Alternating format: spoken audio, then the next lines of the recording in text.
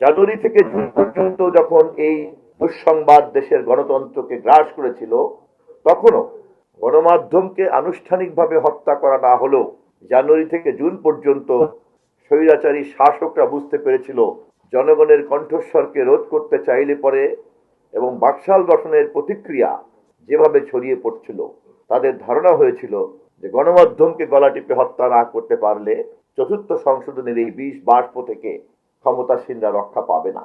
এবং তারা 16 জুন, 25শে জানুয়ারি থেকে 16 জুনের পরে এসে অবশেষে ফেসিবাদ সারা পৃথিবীতেই ঐতিহাসিকভাবে যে আত্মহত্যার সিদ্ধান্ত নেয়, সেই সিদ্ধান্তই গ্রহণ করেছিল। চতুর্থ সংশোধনী একদলীয় সরকারের স্বৈরতান্ত্রিক সিদ্ধান্তের ধারাবাহিকতাতে 16 জুন এসে তারা সংবাদপত্রের কণ্ঠস্বরকে হত্যা করলো, রোধ করলো। তৎকালীন প্রেক্ষাপটে গণমাধ্যমকে রাষ্ট্র এভাবে হত্যা করার যে ক্ষমতা, এটাই ছিল তখনকার সময়কার গণতন্ত্র এবং গণমাধ্যমের চ্যালেঞ্জ।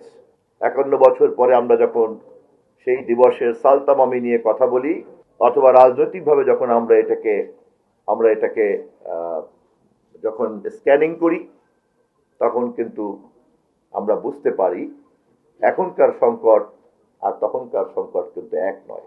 কিন্তু সংবাদপত্রের কালো দিবস, গণমাধ্যমের সংকট এবং সাংবাদিকতা পেশার যে কালো পরিবেশ, এই সবই কিন্তু আজ একাকার হয়ে গিয়েছে। অতএব এখনকার সরকার, এখনকার রাষ্ট্র এবং এখনকার গণমাধ্যম, এখনকার সাংবাদিক জগৎ যখন কালো দিবস থেকে শিক্ষা নিতে চায়, তখন তাকে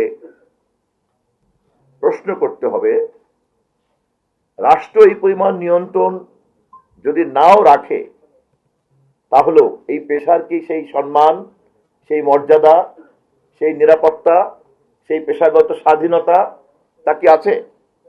নাই, যা আপনারা বারবার বলেছেন। তখন কেবলই ছিল ছাপার অক্ষরের গণমাধ্যম। এখন কৃত্রিম বুদ্ধিমত্তা ঘরে বসে বসেই তথ্য, তা সত্যই হোক আর বিকৃত হোক, সে প্রতিনিয়ত উৎপাদন করছে। উৎপাদিত সেই সংবাদ অথবা বিকৃত তথ্য ছড়িয়ে দেওয়ার জন্য সোশ্যাল মিডিয়ার মতো প্ল্যাটফর্ম রয়েছে।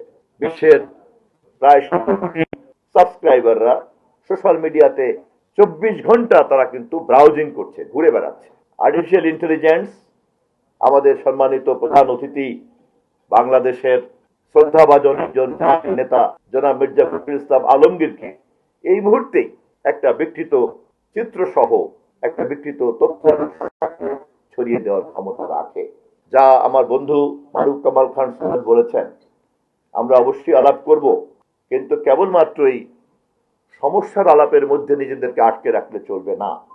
সমস্যার যে নতুন চেহারা ধারণ করেছে, সেই নতুন চেহারাকেও আমাদের কিন্তু উপলব্ধি করতে হবে, অনুভব করতে হবে এবং তার সমাধানকে উদ্ভাবন করতে হবে। আমি বিশ্বাস করি আপনাদের সাংবাদিকতার এরকম উদ্ভাবনী এবং সৃষ্টিশীল পেশার মানুষরা সম্মিলিতভাবে সমস্যাকেও যেমন আপনারা পোস্টমর্টেম করতে পারবেন, তেমনি সমস্যার সমাধানও আপনারা বের করতে পারবেন।